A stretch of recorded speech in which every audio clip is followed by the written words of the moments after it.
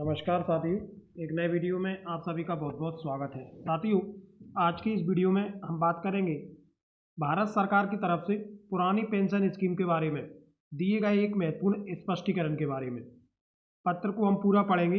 राज्यसभा में तारांकित अतारांकित प्रश्नों के संबंध में यह जानकारी प्रदान की गई थी। आप देख रहे हैं वित्त मंत्रालय व्यय विभाग, राज्यसभा।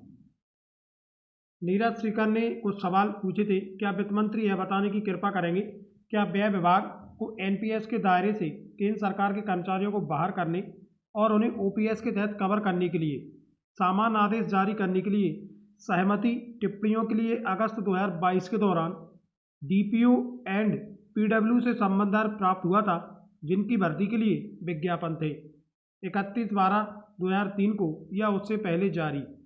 यदि हाँ, तो तत्संबंधी ब्यौरा क्या है? क्या संदर्भ में स्पष्टीकरण के लिए कार्मिक और पेंशनभोगी कल्याण विभाग को वापस लौटा दिया गया है अक्टूबर 2022? यदि हाँ, तो इसका क्या कारण है जो रिकॉर्ड में रखे गए हैं? क्या डीओई को डीओपी एंड पीडब्ल्यू से अपने प्रश्न का उत्तर प्राप्त हुआ है? यदि हाँ, तो क्या सहमति प्रदान की गई है? और यदि नहीं, तो विलंब का क्या कारण है? ये कुछ प्रश्न पुरानी पेंशन से संबंधित पूछे गए थे, जिसमें स्पष्ट किया गया था कि 31/12/2023 को जो भर्ती के लिए विज्ञापन जारी हुए और 2005 के बाद तक वह भर्ती चली थी, तो क्या वह जो कर्मचारी हैं केंद्र के, वह पुरानी पेंशन के लिए पात्र हैं अथवा नहीं? तो उस संबंध में वित्त राज्य मंत्री ने अपने उत्तर भी प्रस्तुत किए, पंकज चौधरी जी ने। तो उन्होंने पहले प्रश्न का उत्तर दिया है हाँ। डीओपी एंड पीडब्ल्यूडी ने केंद्र सिविल सेवा पेंशन नियम 1972 के तहत 1/1/2004 से पहले अधिसूचित या विज्ञापित रिक्तियों के खिलाफ चयनित केंद्र सरकार के कर्मचारियों को शामिल करने के लिए इस विभाग की मंजूरी मांगी। यानी कि अब ऐसे कर्मचारी जो 2003 और 2004 में जिन भर्तियों के लिए विज्ञप्ति निकाली गई थी और वह भर्तियां लंबे समय तक चली थी 2005 के बाद तक, तो ऐसे जो कर्मचारी हैं वह पुरानी पेंशन के लिए पात्र हैं।